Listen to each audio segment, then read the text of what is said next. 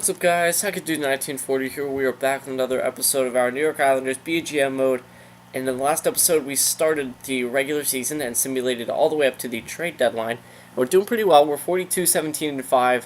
And I asked you guys at the end of the last episode, should we trade for a guy like Daniel Sedin to help out our team for a deep playoff run? And you guys were saying yes. So let's go ahead and do that. GM options, trade negotiations. Let's see if we can make this happen. Now, I don't doubt that we're going to make it happen. Yeah, man, Tyler Benson.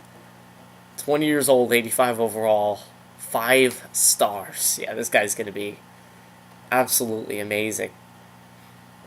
He always 9 points in 62 games. What are they playing him on the third line or something? Second line? I don't know what they're doing. But, yeah, so let's get Daniel Sedin from them. You definitely see why they are trading Sedin. Let's just look at him one more time. Pretty good shooting category, great puck skills category, good senses, and even a pretty good defensive awareness. Nothing in physical and skating, but that's not what you're getting Daniel Sedin for. And the veteran leadership as well. And it's a realistic trade because they want to give him up, obviously, because he's old, and he has 1 year left on his deal. So let's figure out what we want to trade back here.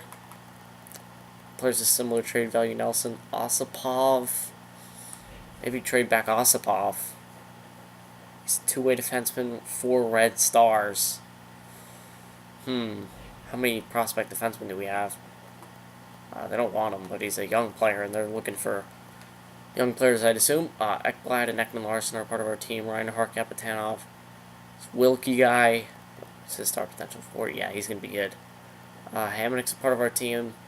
So Osipov could be a future top 6. But you know what? If we're getting Daniel Sedin, it works out. That wouldn't go through straight up. Anyway, so let's see if there's somebody else. Forwards. We only need a little bit of trade value. I'm looking for an older player. Simmons, we could trade this guy. Jerry Simmons. We drafted him in the, what was it, the 4th round. He didn't really turn out to be too much. 3.5-star sniper. Yeah, we could trade Jerry Simmons. He's not progressing. We have plenty of forward prospects.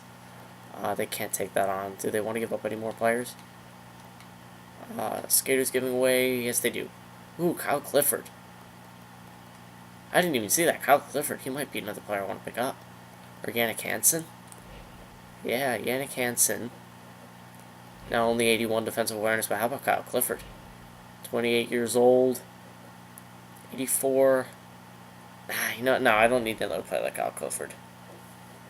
But I have to pick up one of them, so. And Hansen has less trade value.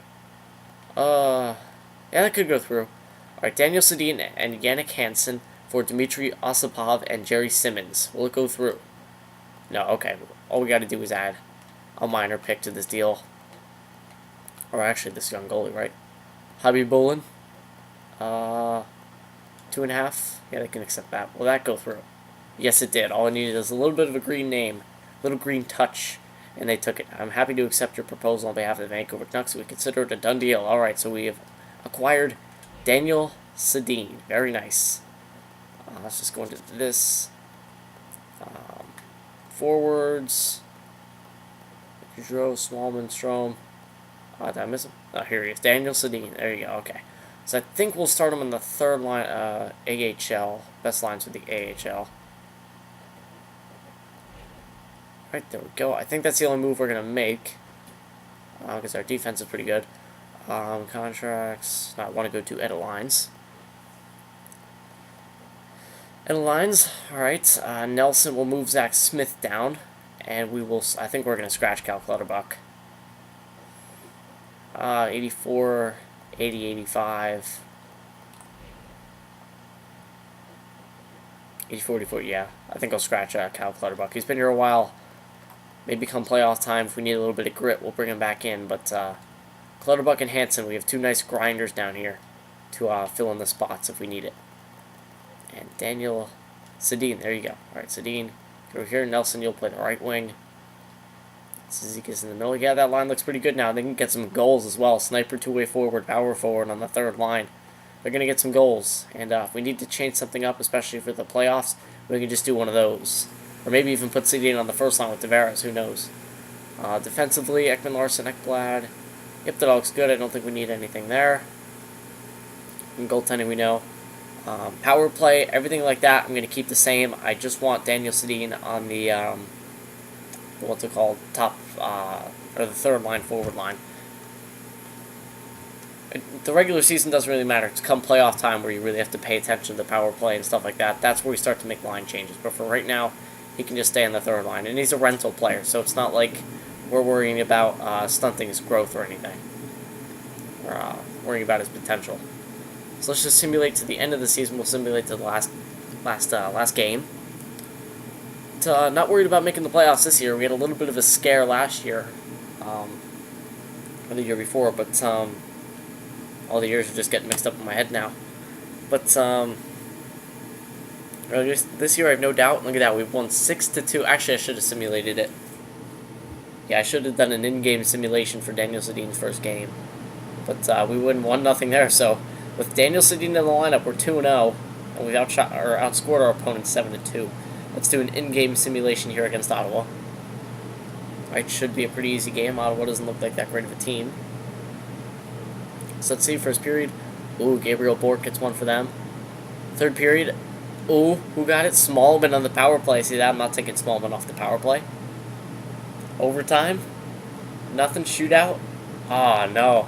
Wow, it was definitely a shootout. To Foley, then Turris and Ryan, then Tavares, then Carlson. Yeah, so all three of their top players scored. Two of our top liners scored, but we didn't have that third guy. Alright, so we lost in the shootout in the one game that we simulated. But that's fine. So we're 2-0-1 now with Sedin. So the veteran leadership now is the boys. You know, now all of our players have had a few years of experience now. Guys like Toffoli, he's already won a cup. Alright, let's go to the end of April. Go.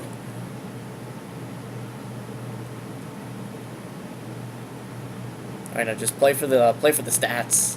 Tavares, I want to see 40 goals out of Tavares. That's not going to happen. Maybe 35 goals out of Tavares. Maybe 48 assists out of Ekman Larson. Maybe 50. That'd be pretty cool.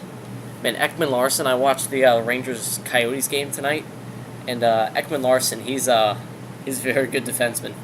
Arizona, if there's one upside to your team, it's Ekman Larson. Same thing with Toronto. One upside that Toronto has is Morgan Riley. Morgan Riley is the one untouchable on that team. And same for Arizona with Oliver Ekman Larson. You can't get rid of that guy. But I noticed it last year at the Olympics as well with Team Sweden. Ekman Larson played very well for Team Sweden. And it's definitely shown in this season. He's the top goal scorer for defensemen in the whole NHL. They got another assist tonight. But a big win for the Rangers as well, man. The Rangers have scored 16 goals in the last 3 games. I know they're not the greatest teams they've scored against, but that doesn't matter. They've just been on a roll. And Rick Nash, what a beast is Rick Nash. Oh, unbelievable. To me, Alexander Ovechkin, obviously, you can look at the numbers all you want. You know, Ovechkin, I think he's like top 6 or something like that for goals for per game out of all time. Of course, he's only played like half of his career, so that could go down over time. But Ovechkin, don't get me wrong, is an unbelievable goal scorer. But if I were to have to pick Rick Nash or Alexander Ovechkin, I would pick Rick Nash any day on my team, just because Rick Nash plays amazing offensively, defensively, and he just works so much harder for his goals. You look at the Rick Nash goal against the Colorado Avalanche the other night. You know, the way he scores, he works so hard for his goals. He plays defense. Ovechkin, he's a very good one-timer type player. He had that one great goal at the beginning of the season, don't get me wrong. But he has 34 goals in the season. I bet you 75% or more of those goals are just one-timers from the left side. Every single goal he scores. Not saying that's a bad thing. Obviously, if it was easy, 10 other players would have the same amount of goals as him. But as far as an all-around player, I would rather have Rick Nash, obviously. But not just because I'm a Rangers fan either. I'm pretty sure a lot of you could agree that Rick Nash would just be the better player to have. But this season has just been a great bounce-back year for for Rick Nash. I mean, he had his kid. He, last year he was having concussion issues. This year he's a lot more in shape as well, and he's just been amazing. MVP season for Rick Nash. So let's do some scouting here. Scout some more defensemen. WHL, OHL. Let's go to the QMJHL. Pretty sure that's where we were last time, if I remember correctly. Alright, so we're coming up to the end of the season here. Can we hit 50 wins? Come on, we only need 1 win in our next 2 games. Come on, can we hit 50? And look at Tavares, 84 points. What a beast. Above point per game again. Oh, we lose 6-5. We tried so hard. We just gave up so many goals.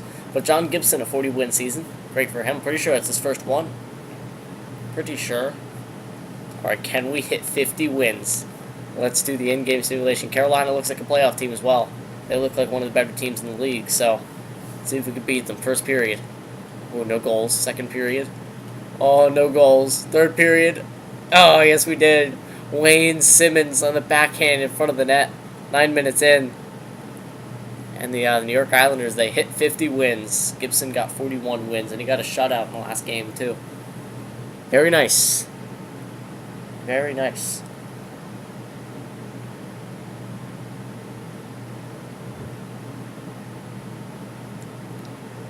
Alright, Simmons from Smallman and Ekblad. Alright, so let's simulate up here. Tavares, wow, Tavares, he got 3 assists in that game. Pretty sure. Hey, he had 84, now he's 87. Good job, Tavares. Or maybe that was after the Montreal game, I wasn't paying attention. Wow, John Tavares, great season for him. Ooh, the Montreal Canadiens, look at that. Alright, back in October when I told you I was expecting 41 wins, I wouldn't have guessed you would pull off 50. That is amazing work, and you've really raised the profile of the New York Islanders this year. Great job. Alright, so the team that we got beat by 6-5, it was a shootout. We are now facing in the first round. Look at that, they actually have Thomas Tatar. So it looks like the teams in GM mode are finally making some moves. That's good. Yeah, Thomas Tatar, Carey Price. We'll check out their team in the next video, but I want to see our overall record with Sedin in the lineup. February, so we went. I'll count the overtime losses as regular losses. So 3 and 2, 3 and 3, 3, 4 and 4, wow, 4 and 5, 4 and 6, 5 and 6, 5 and 7, 5 and 8, 6 and 8, 6 and 9. Wow, 7 and 9. 7 and 10. Wow, so we were 8 and 10 with Sedin after picking up Sedin. So we actually did not have a great end of the season. We went 8 and 10. We picked up, well, I'm not going to say the points because I don't know which ones were overtime losses, but let's check out the GM tracker. I doubt we'll be able to do anything. Now we can. What I want to do? Oh, yeah, the stats, of course. Alright. Why do I always pick the wrong things? Stats Central. Player stats. Alright, we know Tavares had well over a point per game season. Another amazing year for our captain. Johnny T, the guy who we are never going to trade. I don't care if he's 38 years old and 3-star potential with still great trade value. I'm not trading John Tavares. Ever. 34 goals, 53 assists, 87 points. What a beast. Look at that, 87. That was his best season in a couple years. It was like his second best season, I think. This year was just amazing. I mean, 55 goals, 95 points. Very hard to replicate that, but he still has the consistency, that's for sure. Tyler Toffoli, 66 points, close to 30 goals. That's all we need out of Tyler Toffoli. We don't need him to have an 80-point season every year. 60-plus points is good for Toffoli, or 65-plus. Same for Gaudreau, 65-plus points. He was one off, plus 21. Ryan Strome, 62 points. It was his second-best season so far. Good job, Ryan Strome, plus 13. Oliver Ekman-Larsson, 59 points. His best total in the last 3 years, so that's good. Smallman, I mean, a guy who we didn't even expect to be on the team this year, almost got 30 goals. 54 points. Very good year for Smallman, plus 16. 10 power play goals. Yeah, I'm not taking this guy off the power play, that's for sure. Kapitan, look at this. Oleg Kapitanov, 52 points. And he's still getting better. He's still in the 84 overall at 23. He's had 2 seasons in the NHL, and he's gotten a total of 87 points in 2 seasons. He was a plus 19. Unbelievable year for Oleg Kapitanov. Simmons, perfect, 25 and 25, 50 points. Daniel Sedin, 45 points. I don't know how much he had in Vancouver. Ekblad, 38. Zach Smith even had 26 points. Bolesky, 23. And then it kind of drops off. But, oops, I'm switching the teams by accident. Let's go. Actually, I want to see who had the most power play goals. I think plus minus. Was everybody a plus? I don't think everybody was a plus. No, we had a few minuses. Power play goals. Yeah, Smallman was second on the team for power play goals. John Tavares was first. Short-handed, Daniel Sedin. Again, I don't know about Vancouver. So Ekman Larson and Tavares each got one. Game winners. Simmons and Toffoli were the 2 clutch players on our team. There's all the rest. Goalies now. Whoa, what's going on? Oh, the stats are like messed up. Hold on. Okay, I don't know what happened there. Gibson, 2.4 goals against average, 41-23. 92.1 save percentage, that's pretty good. I don't know about that goals against average, though, 2.4. It's not the greatest. 41. Okay, so no, he hit 41 time. 41, I think, is his best. Goals against average. Actually, it's his best so far. Okay, I take that back. He's getting better. And save percentage was the best. So you have a career year for John Gibson. 8 shutouts, which is a career best. 2 points. Good job, John Gibson. Stepping up big time. Actually, does he still have potential? Yes, he does. He's still only 25, man. We still got him for another 10 years, at least. Alright, so those are the stats. Now let's check out the standings. Yeah, there we go. Now we'll check out the playoff tree. Alright, so we finished second in the NHL. Only behind the Boston Bruins. Wow, look at this.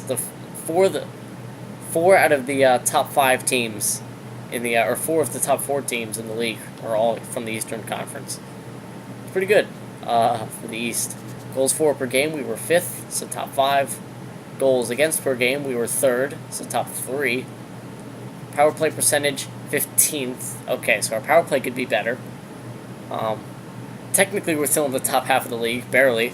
And then penalty kill, 12th. Alright, so our special teams need to be better. Again, last 10, 4, 4, and 2. So it's not like we're coming into the playoffs on a hot streak, but I don't know. We had a very bad end to the season, but we still finished second in the NHL, so I don't know what to make of that. 108 points. What does that rank out of all of our seasons? Gem tracker. I never remember how to get to it. Personal statistics. Alright, here we go. Points. Wow, really? This was our best season. I didn't even realize that. It didn't really feel like it, but yeah, this was our first 50-win season. This was our best statistical season. Goals for. Okay, it wasn't our best goal-scoring season. It was our 3rd best. Goals against. It was our best goals against season. Yeah, so this is actually our best year. Okay, I didn't know that. Alright. So let's check out the playoff tree. See what teams made the playoffs. Alright, so in the West, the Coyotes against the Ducks, Oilers against the Kings, Chicago against the Sharks, the Avalanche against the Wild, and then in the East, Boston against Pittsburgh, Toronto, Tampa, the Islanders, Montreal, Columbus, Carolina. So those are your 16 playoff teams. So yeah, that's going to do it for this episode, guys. Hopefully, this is our year, or our year, as DBC would say.